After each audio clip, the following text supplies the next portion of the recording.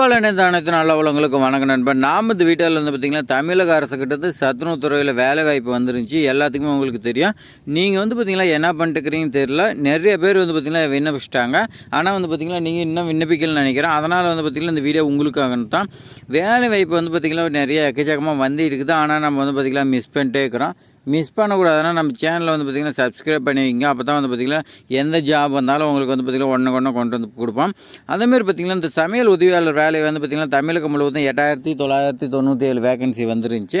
இந்த வேகன்சி எல்லாமே வந்து பார்த்திங்கன்னா நிரப்புறதுக்கு உங்களுக்கு அறிவிப்பு வந்திருக்கு. இந்த வேலைவாய்ப்பில் வந்து பார்த்திங்கன்னா உங்களுக்கு முக்கியமான 2 சர்டிஃபிகேட் கேட்குறாங்க. அந்த 2 சர்டிஃபிகேட் என்ன, அது எங்கே வாங்கணும், எங்கே வந்து பார்த்திங்கன்னா அப்ளிகேஷன்லாம் கொடுக்குறாங்க, எந்த இடத்துல நம்ம வந்து பார்த்திங்கன்னா பூர்த்தி செஞ்சு கொடுக்கணும், எல்லாமே வந்து பார்த்திங்கன்னா இந்த வீடியோவில் உங்களுக்காக ஃபுல் டீட்டெயில்ஸாக சொல்லியிருப்பேன். நீங்கள் வந்து பார்த்திங்கன்னா வீடியோ ஸ்கிப் பண்ணாமல் ஃபுல்லாக பாருங்கள். அதே மாதிரி இந்த ஜாப் விண்ணப்பிக்கிறதுக்கு உங்களுக்கு கல்வி தகுதின்னு வந்து பார்த்திங்கன்னா உங்களுக்கு மினிமம் வந்து பார்த்திங்கன்னா கல்வி தகுதி இதான் கொடுத்துருக்காங்க. 10th பாஸ் இல்லைனா ஃபெயில் பண்ணியிருந்தால் ஓகேன்னு சொல்லி கொடுத்துருக்காங்க. அதேமாதிரி பார்த்திங்கன்னா லாஸ்ட் டேட் 30/4/2025 நீங்கள் விண்ணப்பிக்கணும்னு சொல்லி கொடுத்துருக்காங்க. உங்களுக்கு வந்து பார்த்திங்கன்னா விண்ணப்பிக்க தெரியலனா விண்ணப்ப படிவம் எல்லாமே இந்த வீடியோவில் வந்து பார்த்திங்கன்னா பூர்த்தி செய்கிறது எல்லாமே நம்ம சொல்லியிருப்பேன். அதேமாதிரி பார்த்திங்கன்னா உங்களுடைய பக்கத்து வீட்டில் இவங்கெல்லாம் கேட்டு பாருங்கள். அவங்களாம் விண்ணப்பிச்சிருப்பாங்க.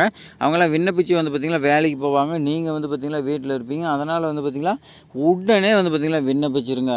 நாங்கள் வீடியோக்குள்ளே போய் நம்ம வந்து பார்த்திங்கன்னா ஃபுல் டீட்டெயில்ஸ் பார்க்கலாம். அதுக்கு முன்னாடி நம்ம சேனலை சப்ஸ்கிரைப் பண்ணலாம், சப்ஸ்கிரைப் பண்ணி வச்சுக்கோங்க.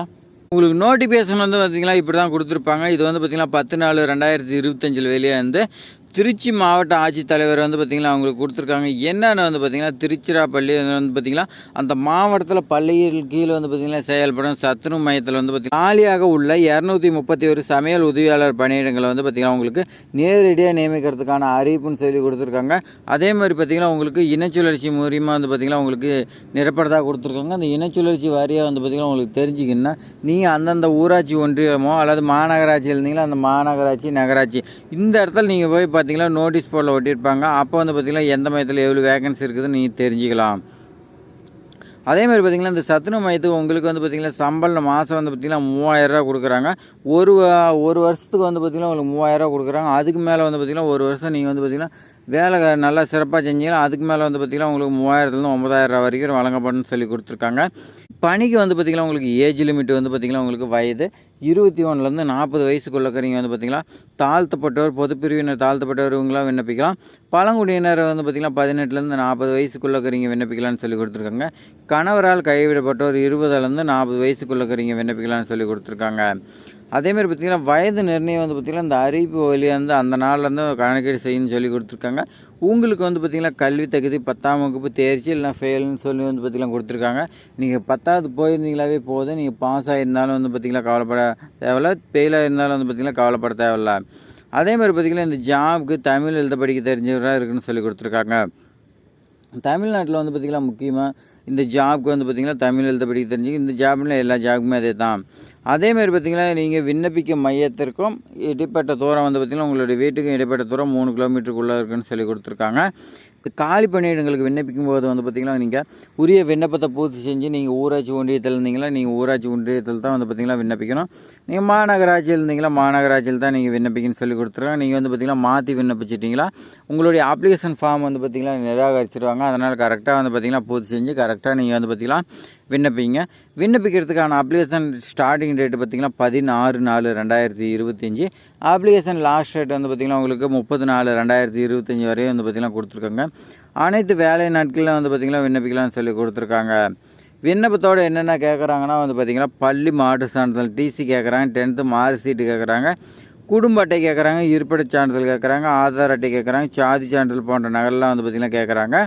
அதே மாதிரி பார்த்திங்கன்னா மாற்றுத்திறனாளியாக இருந்தால் உங்களுக்கு அடையாள விதவைகள் கணவராக கைவிடப்பட்டோர் இவங்களுக்கெல்லாம் வந்து பார்த்திங்கன்னா அதுக்கான சான்றிதழ் வைக்க சொல்லியிருக்காங்க. இந்த சான்றிதழை வச்சா என்ன பெனிஃபிட்னா விதவை கணவராக கைவிடப்பட்டோர் இவங்களுக்கெல்லாம் வந்து பார்த்திங்கன்னா 25% வந்து பார்த்திங்கன்னா ஸ்பெஷலாக ஒதுக்கீடு செய்கிறதா சொல்லி கொடுத்துருக்காங்க. அதேமாதிரி மாற்றுத்திறனாளியாக இருந்தால் 4% வந்து பார்த்திங்கன்னா ஒதுக்கீடு செய்கிறதா கொடுத்துருக்காங்க. அதேமாதிரி பார்த்திங்கன்னா நேர்முக தேர்வில் வந்து பார்த்திங்கன்னா நீங்கள் இன்ட்ரிக்கு உங்களுடைய அப்ளிகேஷன் ப்ராசஸிங் பண்ணி அடுத்து வந்து பார்த்திங்கன்னா உங்களை இன்ட்ரிக்கு கூப்பிட்றாங்க. அந்த இன்ட்ரிக்கு கூப்பிடும்போது நீங்கள் ஒரிஜினல் சர்டிஃபிகேட் எல்லாமே வச்சு கொண்டு போனால் அப்படி ஏதாவது மிஸ் பண்ணிவிட்டு கொண்டு போனீங்களா உங்களுடைய அப்ளிகேஷன் ஃபார்ம் வந்து பார்த்திங்கன்னா நிராகரிச்சிருவான்னு சொல்லி கொடுத்துருக்காங்க. விண்ணப்ப விடியத்தை பார்த்திங்கன்னா அந்தந்த ஊராட்சி ஒன்றிய அலுவலகம் மாநகராட்சியில் அங்கே தான் விண்ணப்பிக்கணும்னு சொல்லி கொடுத்துருக்கலாம்.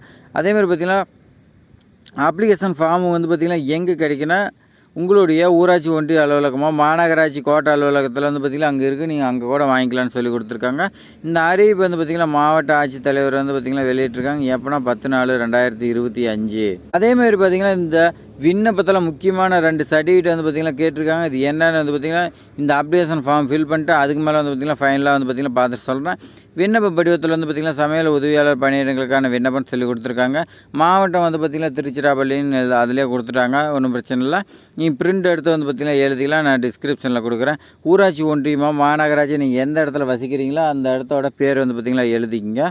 விண்ணப்பிக்கும் பள்ளியின் பேர் வந்து பார்த்திங்கன்னா கேட்குறாங்க. இந்த பள்ளியின் பேர் வந்து பார்த்திங்கன்னா நீங்கள் தெரிஞ்சிக்கணும். உங்களுடைய ஊராட்சி ஒன்றிய அலுவலகம் மாநகராட்சி அலுவலகமாக அங்கே வந்து பார்த்திங்கன்னா போவீங்கன்னா நீங்கள் நோட்டீஸ் போர்டில் ஒட்டியிருப்பாங்க. அதை நோட் பண்ணி வச்சுக்கிங்க. வந்து பார்த்திங்கன்னா இங்கே எழுதிக்கலாம். சமீபத்தில் எடுக்கப்பட்ட ரீசெண்டாக எடுத்த பாஸ்போர்ட் சைஸ் ஃபோட்டோ வந்து பார்த்திங்கன்னா ஒட்டிக்கிங்க. விண்ணப்பத்தாரின் பெயர் உங்களுடைய பேர் வந்து பார்த்திங்கன்னா கேட்டிருக்காங்க. உங்களுடைய பேர் தமிழில் எழுதிங்க, எந்த ஒரு மிஸ்டேக் இல்லாத. அடுத்து தந்தையாக கணவர் பேரான்னு கேட்குறாங்க. அது வந்து பார்த்திங்கன்னா மேரேஜ் இருந்தால் கணவர் பேர் எழுதிங்க. கைபேசி எண் வந்து பார்த்திங்கன்னா கேட்குறாங்க. உங்கள் ரீச் ஆகக்கூடிய மொபைல் நம்பர் வந்து பார்த்திங்கன்னா நீங்கள் கொடுத்துங்க. இருப்பிட முகவரிக்கு வந்து பார்த்திங்கன்னா குடும்பேட்டையில் உள்ளபடியே வந்து பார்த்திங்கன்னா இருப்பிட சான்றிதழ் வாங்கன்னு சொல்லி கொடுத்துருக்காங்க. வட்டாட்சியர்கிட்ட வந்து பார்த்திங்கன்னா பெறப்படத்தை வந்து பார்த்திங்கன்னா வைக்கணும்னு சொல்லி கொடுத்துருக்காங்க. ஊராட்சி ஒன்றியமாக மாநகராட்சின்னு பெயர்னு சொல்லி கேட்குறாங்க. நீங்கள் வந்து பார்த்திங்கன்னா எங்கே வசிக்கிறீங்களோ அங்கே மறுபடியும் வந்து பார்த்திங்கன்னா எழுதிங்க. அடுத்து கல்வி தகுதி வந்து பார்த்திங்கன்னா 10ஆம் வகுப்பு தான் கொடுத்துருக்காங்க. நீங்கள் 10ஆவதில் பாஸ் ஆஃப் ஃபெயிலாங்கிறத வந்து பார்த்திங்கன்னா நீங்கள் மென்ஷன் பண்ணிங்க. தமிழ் கட்டாயம் எழுத படிக்க தெரிஞ்சிருக்குன்னு சொல்லி கொடுத்துருக்காங்க இந்த ஜாப்க்கு. அதே மாதிரி சாதி மற்றும் உட்பிரிவுக்கு வந்து பார்த்திங்கன்னா வட்டாட்சியர்கிட்ட நீங்கள் சர்டிஃபிகேட் வாங்கியிருக்குன்னு சொல்லி கொடுத்துருக்காங்க. மாற்றுத்திறனாளின்னா அதுக்கான அடையாள அட்டை இணைக்கணும். ஆம்னா ஆம் கொடுங்க, இல்லைன்னா இல்லைன்னு சொல்லி விட்டுருங்க. ஆதரவற்ற விதவியா ஆதரவற்ற பெண்ணா கணவரால் கைவிடப்பட்டவர் இவங்களாக இருந்தீங்களா ஆம்னு கொடுங்க, இல்லைன்னா இல்லைன்னு சொல்லி விட்டுருங்க.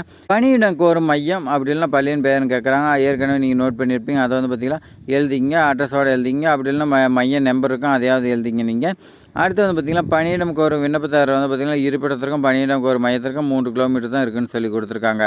லெஃப்ட் சைடில் வந்து பார்த்திங்கன்னா 4 இடம்னு சொல்லி கேட்டிருக்காங்க. அதை நீங்கள் வந்து என்னைக்கு விண்ணப்பிக்கிறீங்களா போட்டுங்க.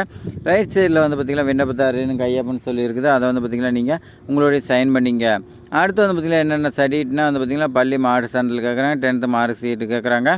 அதேமாதிரி குடும்ப அட்டை நகல், ஆதார் அட்டை நகல், சாதி சான்றிதழ் கேட்குறாங்க. இதில் இன்னொன்று வந்து பார்த்திங்கன்னா உங்களுக்கு 2 சர்டிஃபிகேட் சொல்லியிருந்தால் ஒரு சர்டிஃபிகேட் வந்து பார்த்திங்கன்னா நீங்கள் விஓ கிட்ட வாங்கணும். அது என்ன சர்டிஃபிகேட்னா வந்து பார்த்திங்கன்னா கிராம நிர்வாக அலுவலர்கிட்ட நீங்கள் உங்களுடைய வீட்டுக்கும் நீங்கள் விண்ணப்பிக்கும் மையத்துக்கும் வந்து பார்த்திங்கன்னா 3 கிலோமீட்டருக்கு உள்ளே தான் இருக்கிறீங்களா அப்படின்னு சொல்லி வந்து பார்த்திங்கன்னா சர்டிஃபிகேட் வாங்கணும். இந்த சர்டிஃபிகேட் வந்து பார்த்திங்கன்னா உங்களுடைய மாவட்டத்துக்கு தேவையில்லை. அதனால் நீங்கள் வந்து பார்த்திங்கன்னா விட்டுடலாம். அது வந்து பார்த்திங்கன்னா குழப்பிட்டு நீங்கள் வந்து பார்த்திங்கன்னா விண்ணப்பிக்க வேண்டாம்.